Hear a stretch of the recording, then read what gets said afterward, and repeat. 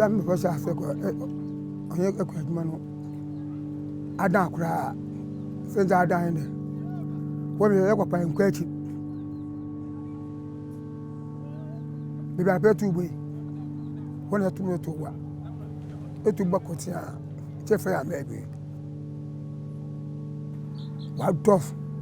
If you took up man, the bomb 25. It's the number I quite one, never quite one or two.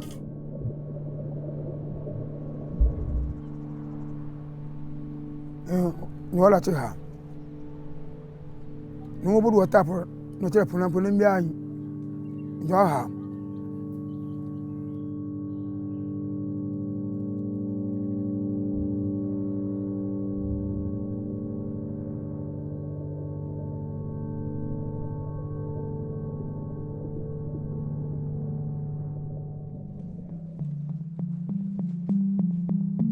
It was in summer 2017 that we began to notice some suspicious activities with the Ghanaian troll fleet.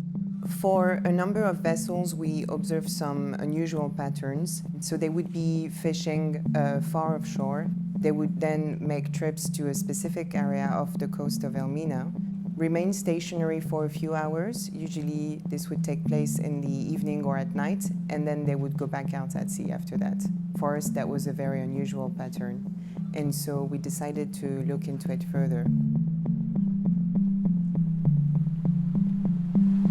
In February 2019, a team from EJF travelled to Ghana to monitor the port of Elmina, an ancient fishing town at the centre of the Saiko trade. Hidden under blankets and stored in canoes that have been adapted to hold a special cargo, EJF witnessed the landing of huge blocks of frozen fish. It's cheap, low-quality fish that's sold on to the local community.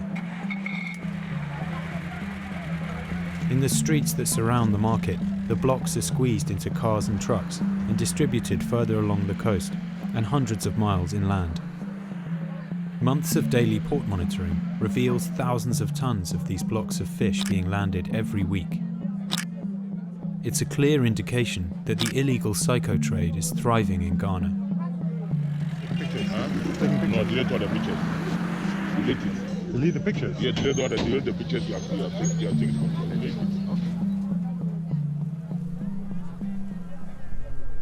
At dusk, canoes set off from Elmina. Along the coast to the west, investigators from EJF set out to track the canoes towards their suspected destination. 12 miles off the coast in the early hours of the morning, the team spot what they've been looking for. An industrial trawler, the Mengzin 10. It's loading frozen blocks of fish into the blanket-lined canoe. This is a Saiko transshipment. What might appear as an innocent transfer of fish between vessels is, in fact, a highly destructive and illegal trade. A trade that's driving the destruction of Ghana's marine ecosystem and putting the food security of a whole nation at risk. Saiko is basically a practice of transshipment which started in a very benign way. But in reality, it's one of the contributing factors to the collapse of the fishery. As Ghana's industrial fishing fleet grew, a kind of informal trading system emerged between the trawlers and local fishermen. Canoes would bring trawlers fresh food and water, and in return, trawlers would trade their unwanted bycatch. Saiko is no longer bycatch anymore. Now people go directly for the pelagics. And when they do that, they deprive the artisanal sector of their catch. That is where the conflict is. Many trawlers now intentionally target pelagic fish like sardinella and mackerel, the main catch of the artisanal fleet. Stealing the local fishermen's catch, they then illegally sell this fish for extra profit. Saiko operators are essentially stealing fish from communities that heavily rely on fish for their food security, but also for their livelihoods. So what they're doing is that they're fishing the fish from Ghana and then selling it back to Ghanaian people through Saiko activities. In direct competition with the industrial trawlers, the local fishers' small wooden canoes are unable to compete in this fight for fish. Their nets return empty as the trawlers drive the fish populations they rely on into decline. Saiko funa na wetu funa mapon. Ase. Ayamo kopa onye nemini bi. Nemini bi mba. Wa me ya ha. Ekumo kopa kwa kasheme obana wande hwe. Sama ohanye. Nama wole yekumo pan na botu funu wotu. Odi nwade ya Saiko. The law is very clear on that matter.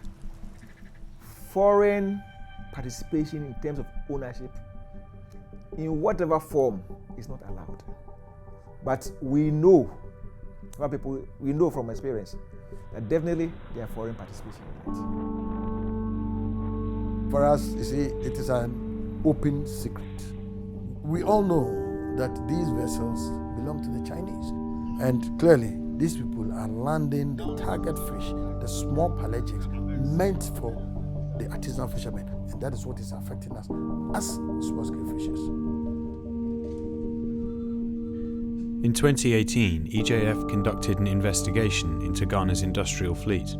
Although foreign ownership of industrial trawlers is banned in Ghana, EJF found that over 90% of the fleet is linked to Chinese ownership.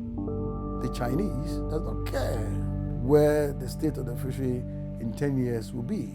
When they've rigged everything, they've rigged our seas and there's nothing else, they will leave.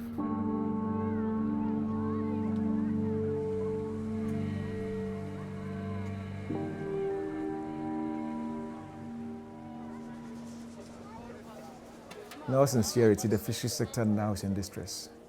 Our artisanal fisheries is in serious crisis. If decisions are not taken, very tough decisions are not taken, there's a likelihood that the fishery can collapse. People employed within the sector are about 3 million along the value chain, from the fishermen to the fishmongers to the processors and to, about 3 million. And if these people are out of job, we need to look at it seriously. Most Ghanaians get their proteins from fisheries. Most of our women rely on the fisheries for their livelihood. All these people are going to lose any form of income.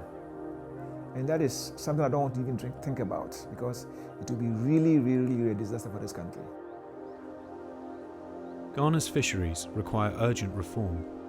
Greater transparency around vessel ownership and proper enforcement of the law are desperately needed in order to combat Saiko and save Ghana's fisheries.